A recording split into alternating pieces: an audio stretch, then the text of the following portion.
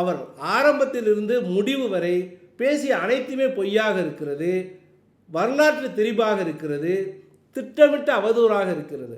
ஆகவே திருமாவளவன் அவர்களுக்கு இந்த பகுதியில் வட தமிழ்நாட்டில் ஏற்படுகின்ற அந்த மோதலை போல் இங்கும் ஏற்பட வேண்டும் என்கின்ற ஒரு உள்நோக்கம் இருக்கும் என்றுதான் நாம் நினைக்க தோன்றுகிறது. அப்படி ஒரு நினைவு அவருக்கு இருந்தால் தயவு செய்து அவருடைய நினைவை மாற்றிக்கொள்ள வேண்டும். இந்த பகுதி குறிப்பாக இந்த ஆலங்குடி தொகுதிக்குள் இது போன்ற சாதி பிரச்சனைகள், சாதியை வைத்து அடித்துக் கொள்வதை எந்த சமுதாயத்தை சேர்ந்தவர்களும் விரும்ப மாட்டார்கள். இதுதான் இங்கு இருக்கின்ற தன்மை.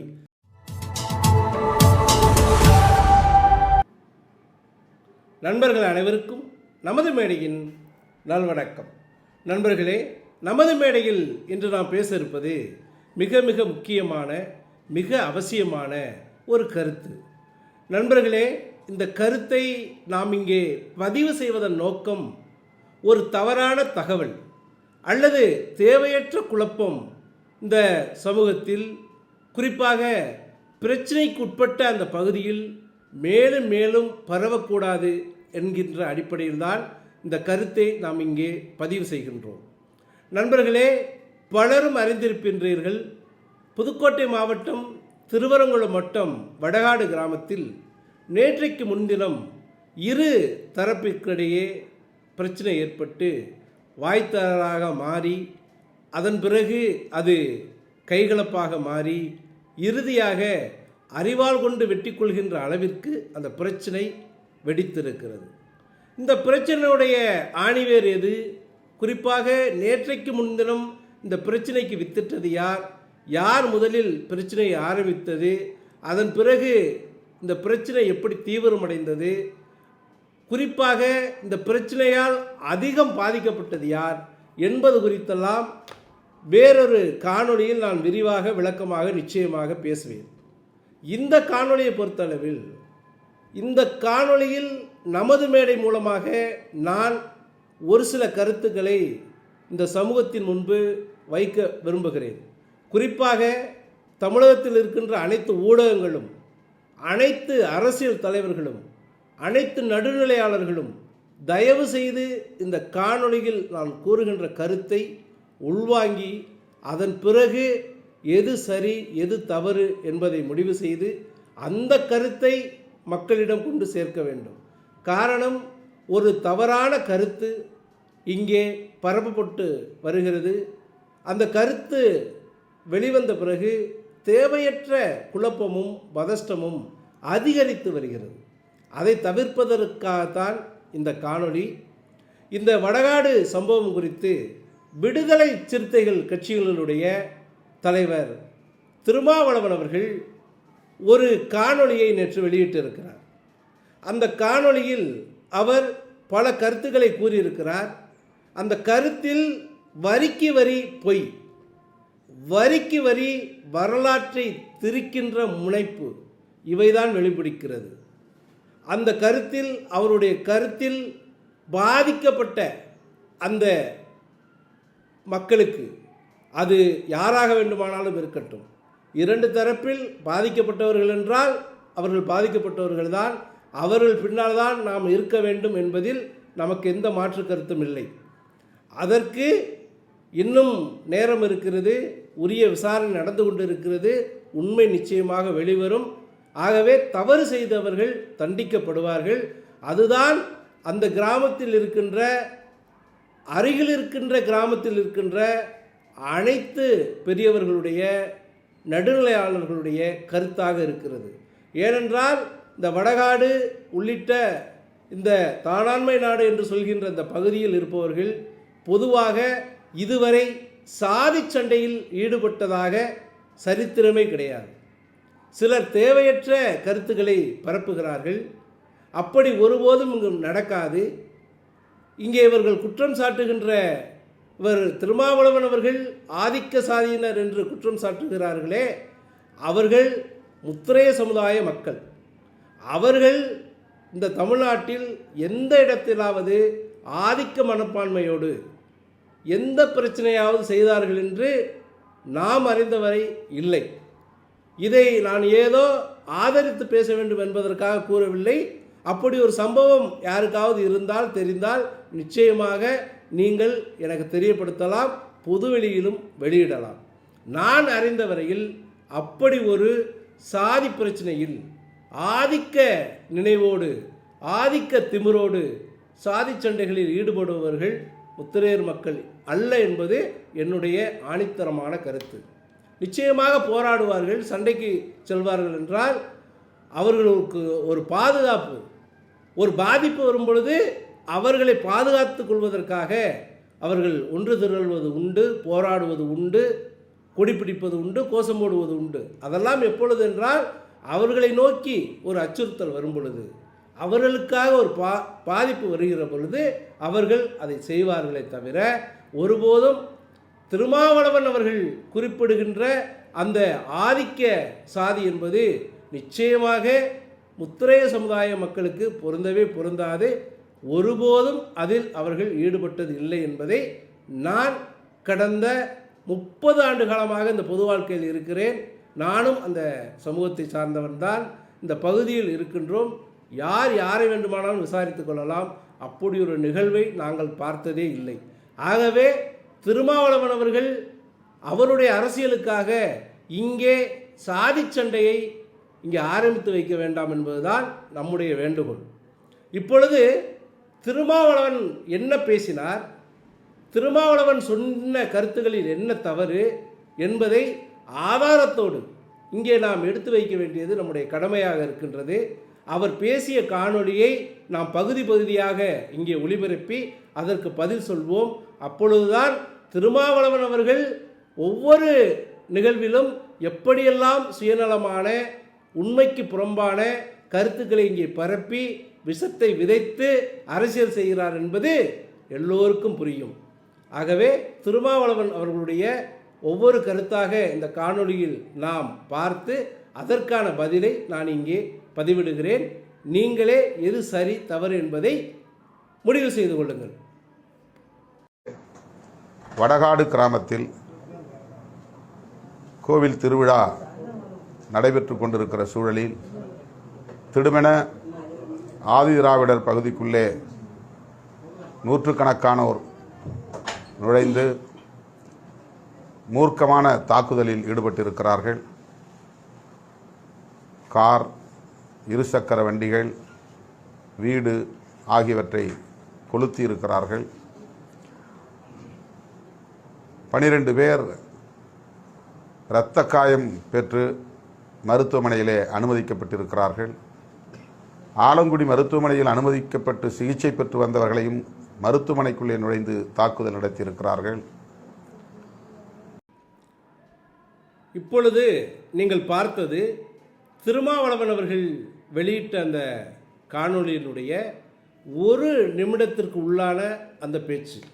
இந்த அளவிலான பேச்சில் அவர் அத்தனை பொய்களை அங்கே அடுக்கியிருக்கிறார். முதல் பொய், திடீரென 100க்கு மேற்பட்டவர்கள் ஆதிதிராவிடர் காலனிக்குள் புகுந்து தாக்கினார்கள் என்பது. அப்படி ஒரு சம்பவம் அங்கே திடீரென்று நடக்கவில்லை. அங்கே சம்பவம், அங்கே பெட்ரோல் பங்கில் பெட்ரோல் போடும் பொழுது இருவருக்கு இடையே தகராறு ஏற்பட்டு இருக்கிறது. அதன் பிறகு அது கடைத்தெருவில் வைத்து வாய் வார்த்தையாக பிரச்சனையாக இருக்கிறது. அப்பொழுது அந்த பிரச்சனைக்கு உரியவர்கள் ஒருவரை ஒருவர் தாக்கிக் கொள்கின்ற ஒரு சூழ்நிலை வந்து அவர்கள் அங்கிருந்து அவர்களை தாக்கிவிட்டு ஆதிதிராவிடர் குடியிருப்பிற்குள் அவர்கள் சென்று விடுகிறார்கள். அப்படி சென்ற பொழுதுதான் அங்கு அடிபட்டவர்கள் அவர்களை தேடி சென்று அங்கே பிரச்சனை செய்திருக்கிறார்கள். அப்பொழுதுதான் இந்த பிரச்சனை நடந்திருக்கிறதே தவிர அவர்கள் எடுத்த உடனேயே அந்த குடியிருப்புக்குள் 100 பேர் 200 பேர் சென்று அங்கே பெரிய தாக்குதலை நடத்தினார்கள் என்று கூறுவது அப்பட்டமான பொய். மேலும் அந்த குடியிருப்பிற்குள் எந்த வாகனமும் எரிக்கப்படவில்லை, எந்த காரும் கொளுத்தப்படவில்லை. அங்கே ஒரு குடிசை எரிந்து இருக்கிறது. அதை யார் கொளுத்தினார், எதற்காக கொளுத்தினார்கள் என்பதெல்லாம் விசாரணையில் தெரிய வரும். அப்பொழுது திருமாவளவன் போன்றவர்கள் நிச்சயமாக வெட்கி தலைகுனிய வேண்டிய ஒரு சூழ்நிலை ஏற்படலாம். ஏனென்றால் அங்கே சண்டை ஏற்பட்டது உண்மை, தாக்குதல் ஒருவர் தாக்கியது உண்மை.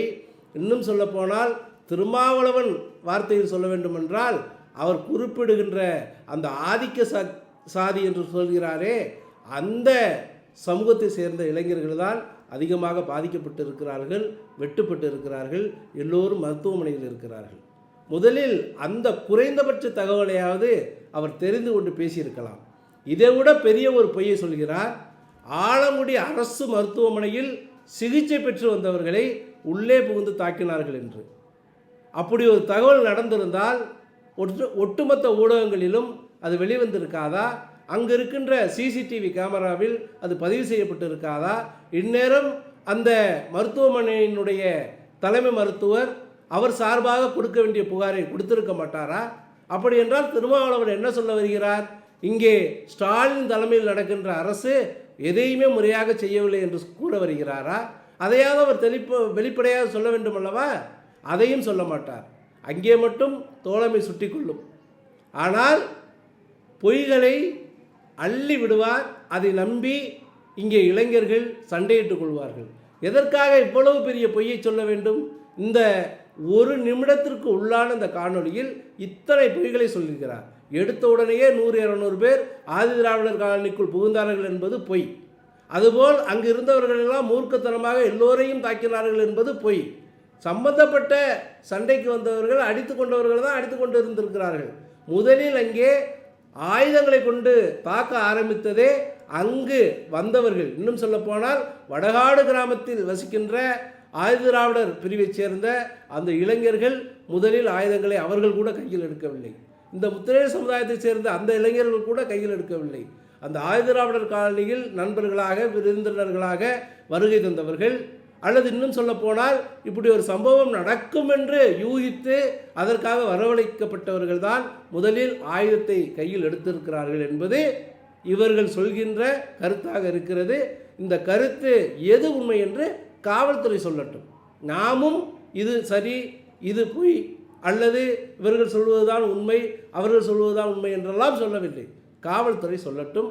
அதுவரை காத்திருப்பதுதான் சரியே தவிர திருமாவளவன் இது போன்ற ஒரு கருத்தை நீங்கள் காணொளியாக இங்கே வெளியிட்டு ஒரு பதஷ்டத்தை ஏற்படுத்துவது தவறு. அதன் பிறகு அவர் மிகப்பெரிய 2 பொய்களை அந்த காணொளியில் பதிவு செய்திருக்கிறார். அது குறித்து தான் குறிப்பாக நாம் இந்த காணொளியில் விளக்கியாக வேண்டும். அவர் சொன்ன அந்த 2 பொய்யில் முதலில் அந்த ஒரு பொய்யை பார்ப்போம். ஆதிதிராவிடர்கள் தங்கள் பகுதியில்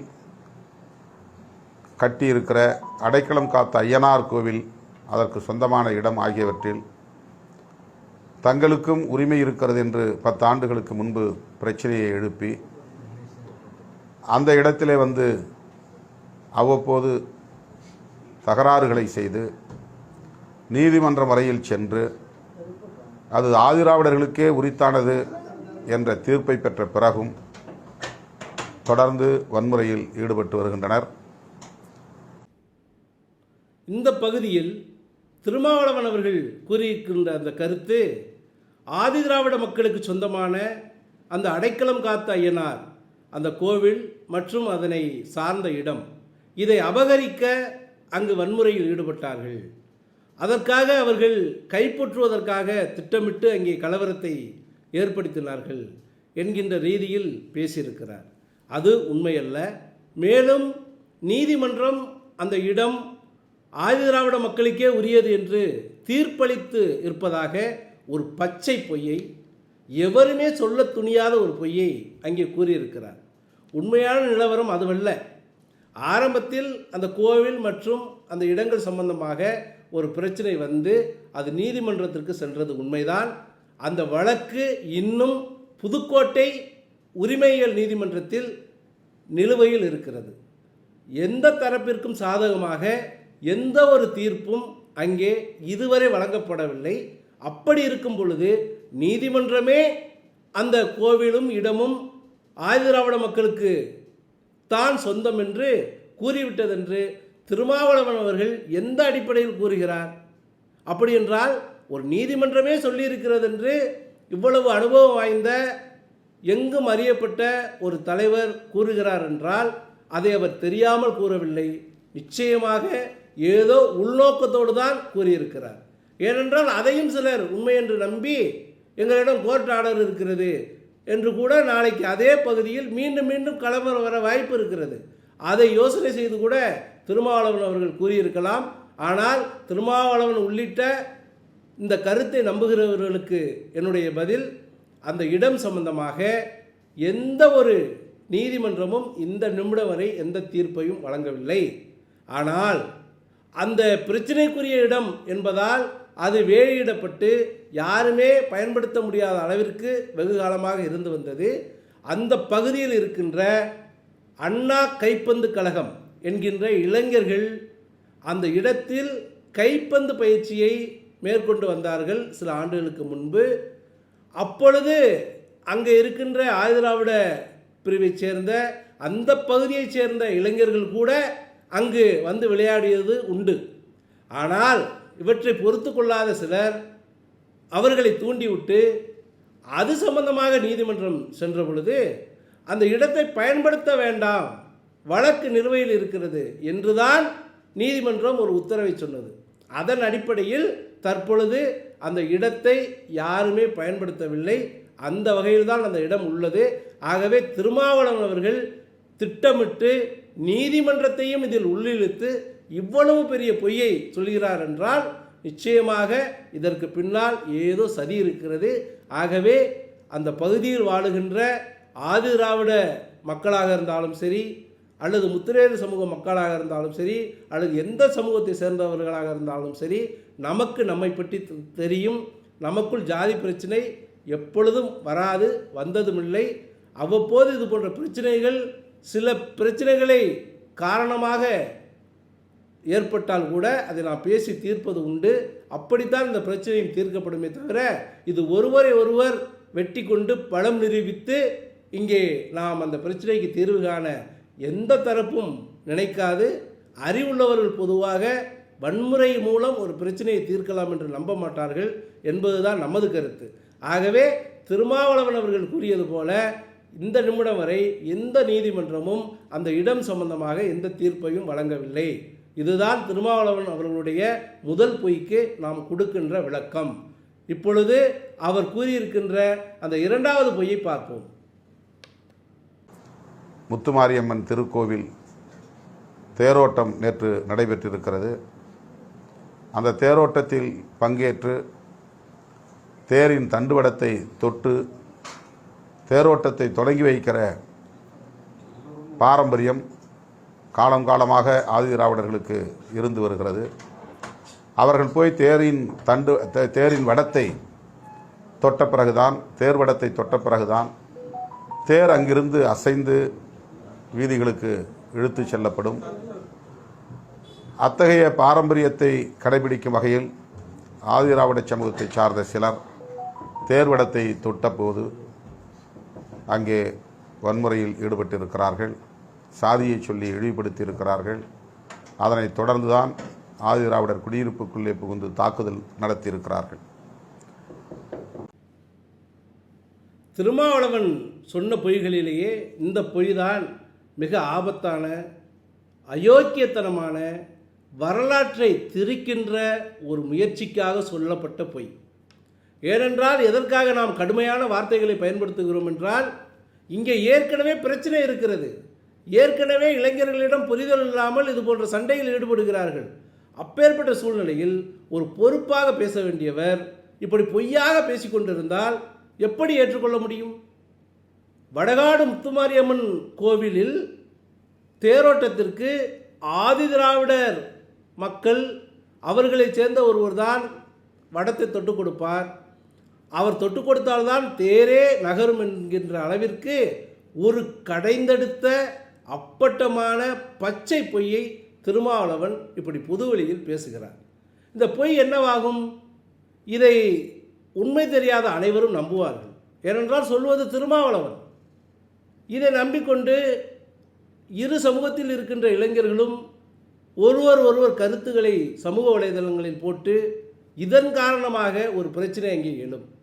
அல்லது அடுத்தடுத்த வருடங்களில் இந்த திருமாவளவன் அவர்களுடைய ஒரு பேச்சை ஒரு பதிவாக வைத்துக்கொண்டு அதே விஷயத்தை மீண்டும் மீண்டும் இங்கே பரப்பி தேவையற்ற குழப்பத்தை இங்கே ஏற்படுத்துவார்கள். ஆக வடகாடு என்பது புதுக்கோட்டை மாவட்டத்தில் ஒரு மிகப்பெரிய கிராமம், குறிப்பாக ஆலங்குடி தொகுதிக்குள் ஒரு மிகப்பெரிய கிராமம். அமரர் ஐயா ஏவி அவர்கள் பிறந்து வளர்ந்த மண். அந்த இடத்திற்கென்று மிகப்பெரிய ஒரு பாரம்பரியம் இருக்கிறது. அந்த ஊரில் என்றுமே சாதி கலவரங்கள் வந்ததே கிடையாது. இப்பொழுது ஏற்பட்டது போல் சிறு சிறு பிரச்சனைகள் வந்திருக்கலாம். நேற்று முன்தினம் இது யாருமே எதிர்பார்க்காத அளவில் அந்த ஊர் மக்கள் தொகையே கிட்டத்தட்ட 15,000 20,000 பேர் இருப்பார்கள். அதுபோக அனைவருடைய சொந்த பந்தங்கள்லாம் வந்த நேரத்தில் அன்றைய தேதிக்கு வடகாட்டில் கிட்டத்தட்ட ஒரு 50,000 மக்களுக்கு மேல் இங்கே இருப்பார்கள். அவ்வளவு பெரிய கூட்டத்தில் சில பிரச்சனைகள் ஏற்பட்டு விரும்பத்தகாத விஷயங்கள் நடந்திருக்கிறது. அதை யார் செய்தார்கள், எதற்காக செய்தார்கள், யார் மீது தவறு என்பதையெல்லாம் காவல்துறை கண்டுபிடிக்கட்டும். யார் தவறு செய்திருந்தாலும் தண்டிக்கட்டும், அதில் நமக்கு மாற்று கருத்து இல்லை. ஆனால் திருமாவளவன் எதன் அடிப்படையில் வடகாடு முத்துமாரியம்மன் கோவிலில் ஆதி திராவிடர்கள் வந்து வடம் தொட்டு கொடுத்தால்தான் தேரே நகரும் என்று கூறுகிறாரே, இவருக்கு அந்த தகவலை யார் சொன்னது? இந்த தகவலுக்காக திருமாவளவன் அவர்கள் தயவு செய்து மீண்டும் விளக்கம் கொடுத்து தன்னுடைய தவறை திருத்திக் கொள்ள வேண்டும். இல்லையென்றால் இது தேவையற்ற குழப்பத்தை இன்று மட்டுமல்ல எதிர்காலத்திலும் உருவாக்கும். ஆகவே அவர் உண்மையாகவே அவரை நம்புகின்ற மக்களுக்கு ஏதாவது நல்லது செய்ய வேண்டும் என்று நினைத்தால் அவர் தயவு செய்து மீண்டும் ஊடகங்களை சந்தித்து நான் தவறாக சொல்லிவிட்டேன் என்பதை பதிவு செய்ய வேண்டும். அப்படி அவர் செய்ய தவறினால் நிச்சயமாக அவர் மீது தேவையற்ற குழப்பத்தை ஏற்படுத்தி சமூக அமைதியை கெடுக்கிறார் என்பதற்காக வழக்கு பதிவு செய்து நடவடிக்கை எடுக்க வேண்டும் என்று அந்த பகுதியை சார்ந்தவர்கள் நிச்சயமாக புகார் அளிப்பார்கள். இதை நாம் பகிரங்கமாக நமது மேடையில் பதிவு செய்கிறோம். ஏனென்றால் இல்லாத ஒரு சமுதாயத்தை கண்ணை மூடிக்கொண்டு கற்பனையாக பச்சை பொய்யாக பேசுவதன் அர்த்தம் என்ன? இப்பொழுது நாம் இந்த காணொளியில் 3 பகுதிகளை பார்த்திருக்கின்றோம். ஆரம்பத்தில் அரசு மருத்துவமனைக்குள் சென்றெல்லாம் தாக்கினார்கள் என்று ஒரு பொய்யை சொல்கிறார். அதன் பிறகு அந்த பிரச்சனைக்குரிய இடம் நீதிமன்றமே ஆதிதிராவிட மக்களுக்கு தான் என்று தீர்ப்பளித்து விட்டது என்று ஒரு பெரிய பொய்யை சொல்கிறார். அதன் பிறகு எவருமே கற்பனை செய்து கொள்ள முடியாத அளவிற்கு வடகாடு முத்துமாரியம்மன் கோவில் அந்த தேர் வடத்தை முதலில் ஒரு ஆதிதிராவிடர் தான் தொட்டு கொடுப்பார் என்று அவர் சொல்கிறார். இது எல்லாமே பொய். இது எல்லாமே வரலாற்று திரிபு, தேவையற்ற பிரச்சனைகளை உருவாக்குகின்ற முயற்சி. அந்த அளவிற்கு ஆதிதிராவிட மக்களுக்கு அவர்கள் ஒரு மரியாதையை கொடுத்து அவர்களை முன்னிறுத்தி அந்த தெய்வத்தை வழிபட்டால் அது நமக்கு மாற்று கருத்தில்லை, மகிழ்ச்சி தான். ஆனால் இல்லாத விஷயத்தை அங்கே புகுத்த நினைப்பது நிச்சயமாக ஏற்றுக்கொள்ள முடியாதது. யாருமே இது போன்ற பொய்களை ரசிக்க மாட்டார்கள். குறிப்பாக திருமாவளவன் அவர்களை நம்புகின்ற மக்களே இந்த விஷயத்தை ஏற்றுக்கொள்ள மாட்டார்கள்.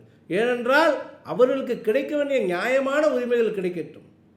அவர்களுக்கு அனைத்து உரிமைகளும் இருக்கிறது. எல்லா மனிதர்களுக்கும் என்ன உரிமை இருக்கிறதோ அது நிச்சயமாக ஆதிதிராவிட மக்களுக்கும் இருக்க வேண்டும், இருக்கும் என்பதுதான் நம்முடைய கருத்து. ஆனால் தேவையற்ற பொய்யையும் தேவையற்ற விஷயத்தையும் திணிக்கக்கூடாது. திருமாவளவன் அவர்கள் இப்படி ஒரு கருத்தை கூறியிருக்கக்கூடாது. எதற்காக கூறினார்? உள்நோக்கத்தோடு கூறினாரா அல்லது அவருக்கு யாராவது தவறான தகவலை கொடுத்தார்களா என்பது நமக்கு தெரியாது. எப்படி அவர் கூறியிருந்தாலும் தன்னுடைய தவறை அவர் மறுத்து மீண்டும் ஊடகங்களை தெளிவுபடுத்தி விட வேண்டும். இது நமது வேண்டுகோள். திருமாவளவன் அவர்களுக்கும் அவரை போன்ற அறியாமல் பேசுகின்ற பலருக்கும் நான் ஒரு முக்கியமான தகவலை, ஒரு சிறப்பான தகவலை இங்கே நான் பதிவு செய்கிறேன். இதே புதுக்கோட்டை மாவட்டத்தில் இதே ஆலங்குடி தொகுதிக்குள் திருவரங்குளம் என்கின்ற ஒரு இடம் இருக்கிறது. அங்கே அரங்குலநாதர் ஆலயம் இருக்கிறது. அது மிகவும் புகழ்பெற்ற ஒரு கோவில். அந்த கோவிலில் திருமாவளவன் குறிப்பிட்டாரே, அது போன்ற ஒரு சம்பவம் உண்டு.